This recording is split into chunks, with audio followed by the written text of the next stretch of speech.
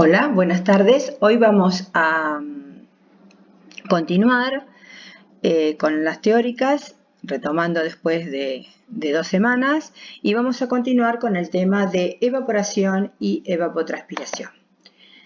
En esta unidad nosotros vamos a ver los conceptos de evaporación y evapotranspiración, las causas y factores, la estimación de la evapotranspiración potencial, la forma de medirla, cómo es el almacenaje de agua en el suelo, cuáles son las constantes físicas en relación a su almacenaje, cómo se mueve el agua en el suelo y finalmente el balance hidrológico, que ustedes después van a continuar con las clases prácticas. Bueno, para poder definir entonces la evaporación, recordemos un poquito lo que es el ciclo del agua, en donde recordemos que el sol es la fuente energética, ¿no es cierto? La superficie libre del agua forma las nubes, se produce la precipitación y así permanentemente se va formando el ciclo del agua. Entonces, en función de esa energía, podemos decir que lo que ocurre para que se formen las nubes es que evapora, ¿no es cierto?, a la superficie libre y podemos decir entonces que la evaporación es el pasaje en forma pacífica del estado líquido al estado de vapor a distintas temperaturas. Como esto tiene que ver con la intensidad o el calor o la energía que se produce por aumento de la temperatura, las moléculas del agua líquida aumentan esa energía y comienza la evaporación. La energía requerida es de 585 calorías cuando estamos a 20 grados centígrados. ¿Cómo podemos evaluar la intensidad de la evaporación? Bueno, va a variar según los factores ambientales y de la planta y la superficie considerada, ya sea agua libre o superficie del suelo, que puede ser a su vez desnudo o cubierto. Bueno, los factores que influyen en la evaporación van a ser factores ambientales, vamos a tener factores que afectan a la evapotranspiración, vamos a tener factores de la planta que afectan a la evapotranspiración y los conceptos de evapotranspiración y evapotranspiración real. Dentro de los factores que regulan la evaporación en la superficie libre del agua, los factores o los elementos climáticos que tienen influencia son la radiación solar, porque ya sabemos que cuando la radiación incide aumenta la temperatura, aumenta la energía molecular del agua y esto produce la evaporación. A mayor temperatura va a haber una mayor demanda atmosférica y hay una mayor energía molecular, por lo tanto mayor evaporación. El viento es un factor que va a influenciar porque permite recambiar el aire saturado de vapor por el aire que está más seco. Entonces, a mayor velocidad del viento hay una mayor evaporación.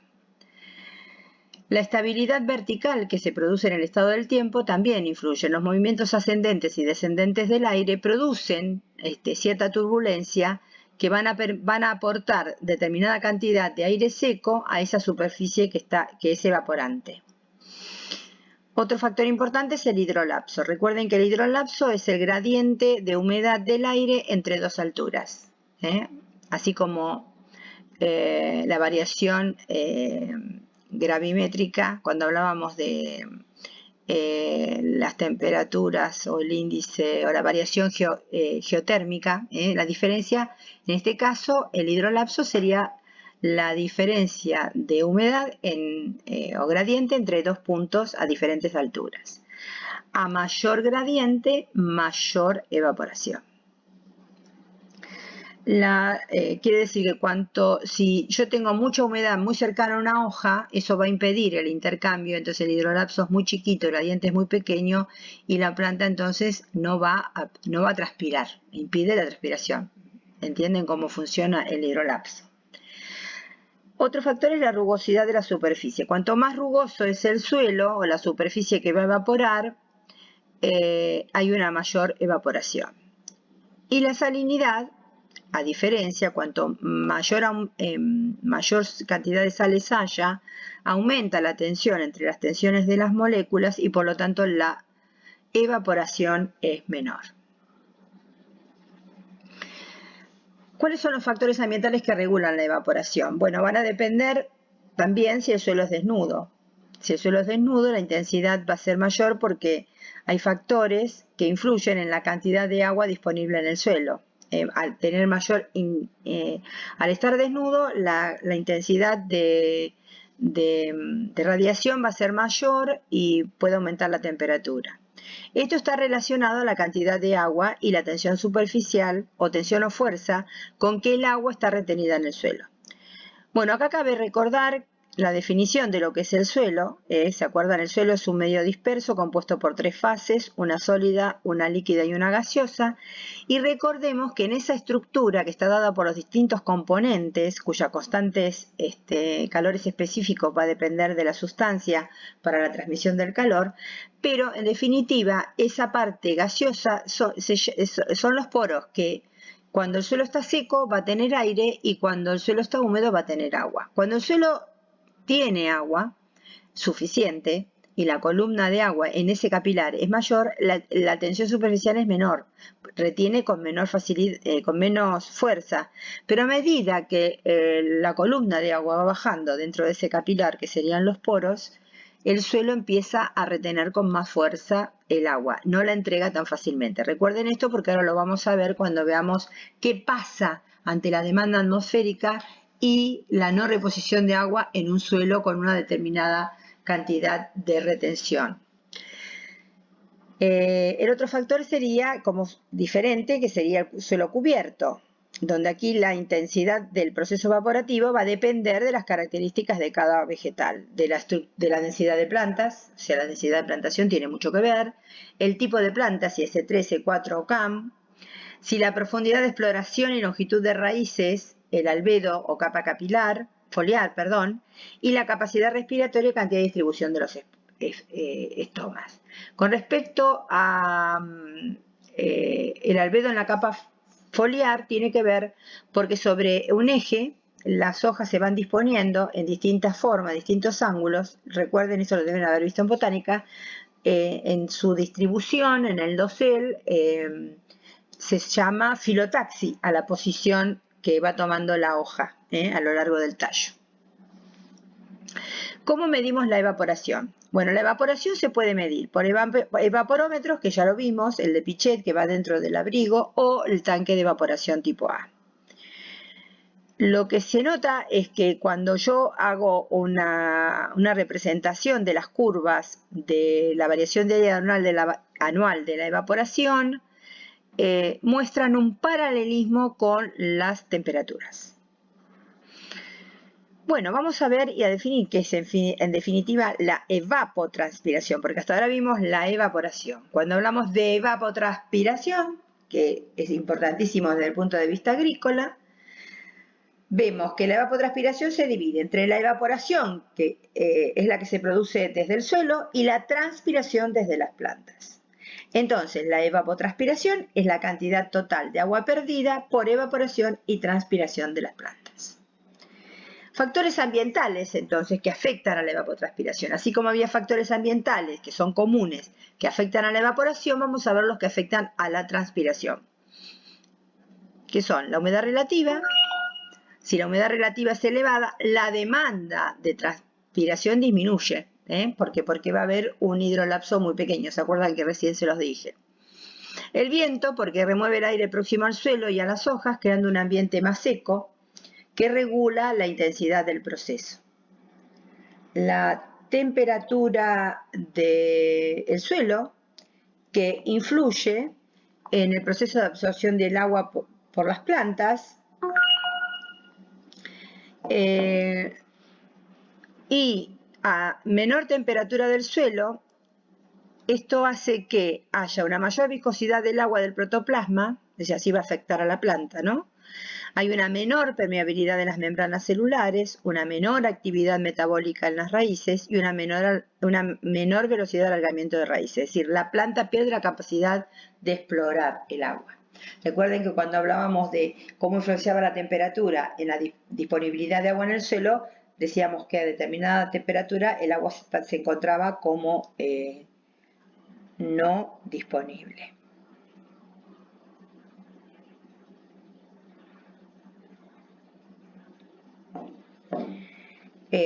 Contenido de agua en el suelo. Bueno, el contenido del agua del suelo va a depender de las constantes físicas, que son la capacidad de campo, el agua capilar o útil y el punto de marchitez permanente, que es donde hay máxima retención del agua. Bueno, la capacidad de campo sería, una vez que llueve, los poros comienzan a llenarse con agua, o sea, a completarse con agua, y llega un punto en que el suelo ese ya no satura, ya no retiene más porque hay un exceso, hay una capacidad que es máxima. Y eso es cuando nosotros vemos que se forma el charco sobre el suelo. Transcurridas 24 horas que no llueve, el agua percola hacia las capas más profundas, que sería el agua gravitacional. Entonces, la diferencia entre la capacidad máxima que tuvo ese suelo y la cantidad de agua que percoló es lo que da la capacidad de campo. Que hay menor tensión de retención. En ese momento, si yo tengo una planta, la raíz de la planta actúa como una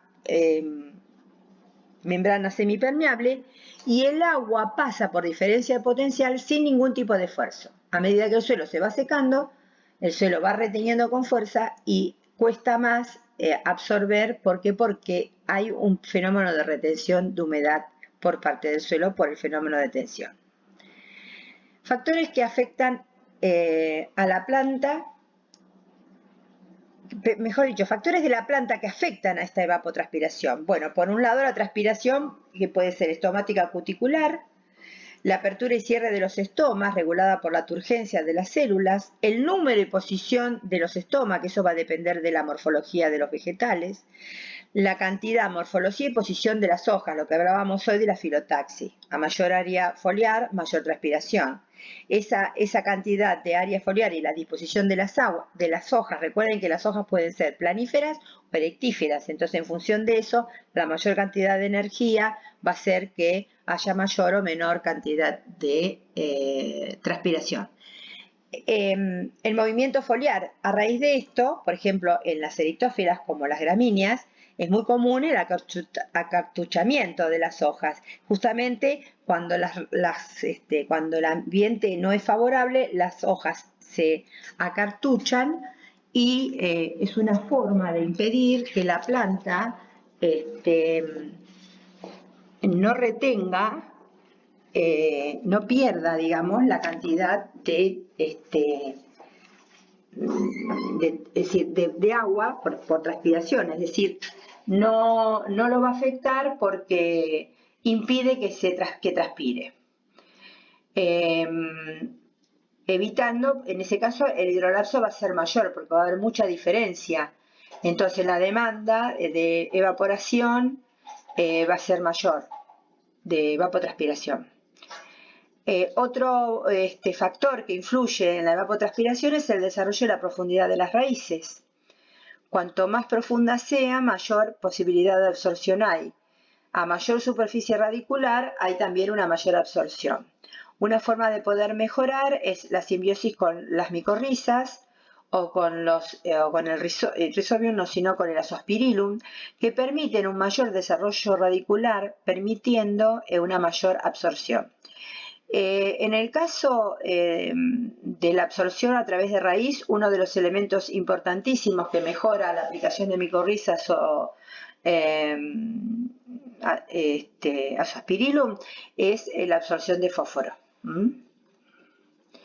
Bueno, entonces, un concepto importante, ahora ya vimos el concepto de evaporación, vimos el concepto de evapotranspiración. Bueno, podemos decir que la evapotranspiración puede ser potencial o puede ser real. Cuando hablamos de evapotranspiración potencial, se refiere a la cantidad de agua que puede evaporar un suelo y transpirar las plantas cuando ese suelo se encuentra a capacidad de campo, es decir, tiene el óptimo de humedad. Y la cobertura del mismo es completa.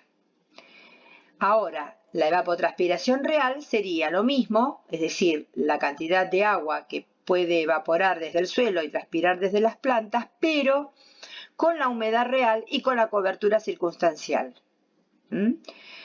Esto hace que nunca la evapotranspiración real sea mayor a la potencial, porque no son las condiciones óptimas. Entonces, cuando ustedes hagan los cálculos, tengan cuidado de que si a ustedes le da que la evapotranspiración real es mayor a la potencial, algo está mal. Entonces recuerden siempre que la evapotranspiración real es menor o igual a la potencial.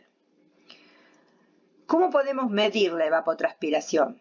La evapotranspiración se puede medir por lisímetros, que pueden ser estáticos y de pesada, o por evapotranspirómetros, que nosotros ya lo vimos en la primera clase, describimos los equipos de medición.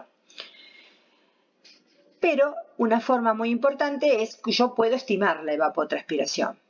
Y en ese caso lo puedo hacer a través del balance hidrológico o hídrico, considerando los ingresos y egresos del agua, es decir, los ingresos como positivos y los egresos como negativos, y planteando de que toda ecuación tiende a cero, es decir, a un equilibrio.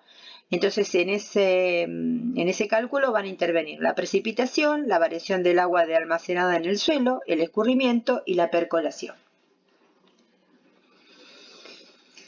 Lo más seguro es, a pesar de que hoy yo entro a un programa y puedo calcularlo, ¿no es cierto? Pero bueno, ¿en qué se basan esos programas? Se basan en estos cálculos. Puedo obtener o estimar la evapotranspiración potencial en métodos basados en datos meteorológicos. Entonces los vamos a dividir en los métodos basados en la temperatura del aire y en los que tienen más aparte de la temperatura del aire, otros elementos. Y hay otros que están basados solo y exclusivamente en la radiación. En los de temperatura del aire, el más usado y el que responde muy bien a la pradera pampeana es el método de Sorway, que solamente con la temperatura media y un índice que está estipulado en tabla se puede estimar la evapotranspiración potencial. Hay otros métodos que figuran acá en la filmina, pero que son de bibliografía. Si ustedes quieren ampliar el tema o están trabajando en el tema, pueden buscar otras referencias. La estimación de evapotranspiración basadas en radiación, tenemos métodos por regresión, métodos de Jensen, método de ecuación Solá-Pereira, etc. La evidencia experimental sugiere que la evapotranspiración depende en forma lineal de la radiación solar.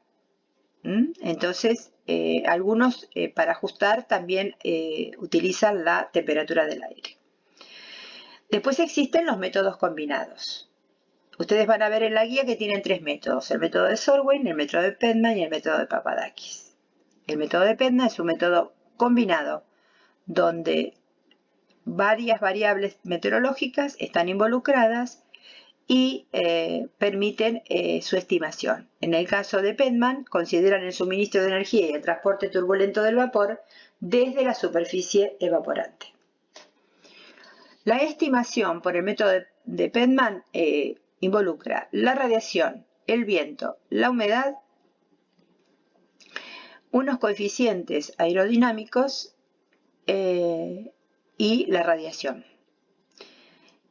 Este método permite determinar el uso de agua por la vegetación, y Pedman relaciona la evapotranspiración con la evaporación. Por eso las mediciones del tanque de evaporación pueden servir para el cálculo de Pedman. Ahora, bien, este método es un método empírico que, dado que sería el más exacto, ¿no es cierto? Porque cuanto más variables yo utilizo para estimar algo, mejor resultado obtengo. Ahora la pregunta es, ¿y por qué si Pedman es el más exacto nosotros usamos Sorway? Primero porque Sorway no se adecúa a las regiones nuestras. Segundo, porque no todas las estaciones meteorológicas del país tienen mediciones de radiación. En el caso de usar el método de Pedman para calcularlo, generalmente si no tengo el dato de radiación en la región, recurro a la astronómica, que es la que tengo en tabla. Entonces es un cálculo de un cálculo. Por eso, para no complicar, la evapotranspiración potencial estimada por Sorway se adecua muy bien para la República Argentina. Bueno, este es un esquema que representa y sintetiza las constantes hidrológicas del suelo, que habíamos visto hoy: la capacidad de saturación, la capacidad de campo, que es la retención en atmósferas. Fíjense, hay una columna que dice 0, o sea, no hay retención, 0,3 cuando está capacidad de campo, 15 cuando se llega al punto de marchitez. Y fíjense que el tipo de agua gravitacional capilar, cómo va variando en el diámetro de los poros. Eso es a medida que se va secando el suelo. Bueno, y acá, en ese movimiento del agua en el suelo, que va a depender de la temperatura del suelo, como vimos, de la tensión de retención por los poros a medida que se va alejando de la saturación, cantidad de agua almacenada y la velocidad con que evapotranspira. Entonces, fíjense que en un suelo algiodol típico se supone que almacena aproximadamente como capacidad máxima de 300 milímetros. Si la demanda atmosférica es de 3, el agua que va a entregar es 3, fíjense que si hubo una demanda atmosférica de 300 pasa a 277. Sin embargo, el agua que queda en el suelo es de 274. Y ustedes dirán, bueno, pero es simple, 277 menos 3 me da 274. Pero fíjense qué pasa en la siguiente. Yo tengo una demanda de 3. Ya llegué a 185, se encuentra. Menos 2 es 183. ¿Sí? Pero la demanda, el agua que va entregando, fíjense, ante una misma demanda atmosférica, es cada vez menor. Y eso quiere decir que el suelo está reteniendo. El agua del suelo, entonces, la podemos medir por aparatos o estimarla a través de cálculos del balance. Medirla la podemos medir por métodos gravimétricos o tensiómetros. El gravimétrico es el método más preciso y que se utiliza como patrón, es decir, es el método empírico donde yo extraigo una muestra de suelo, la peso, la llevo a estufa a temperatura constante, vuelvo a pesar y la diferencia de pesadas me da la cantidad o porcentaje de humedad. Es un método laborioso y destructivo. El tensiómetro es una cápsula porosa con una columna de agua que es adecuada para las zonas de riego, es decir, donde hay alta humedad o yo tengo que estimar o medir o cuantificar la cantidad de agua que requiere el cultivo. Pero esas son las formas de poder medir el agua. Los bloques porosos es poco práctico. Los de resistencia, las sales interfieren. El que tiene buena precisión y es no destructivo es la sonda de neutrones, pero es muy peligroso porque laburar con este tipo de equipamiento estamos trabajando con radioactividad, ¿verdad? Bueno, finalmente, todo esto concluye a que ustedes ahora van a poder estimar, por un lado, la evapotranspiración y después el balance hidrológico climático, que va a partir del conocimiento de las precipitaciones medias mensuales, de la evapotranspiración potencial media mensual, y con eso ustedes van a poder determinar el balance climático del agua en el suelo a lo largo del año. El conocimiento del balance da una aproximación de la disponibilidad de agua en un lugar o región.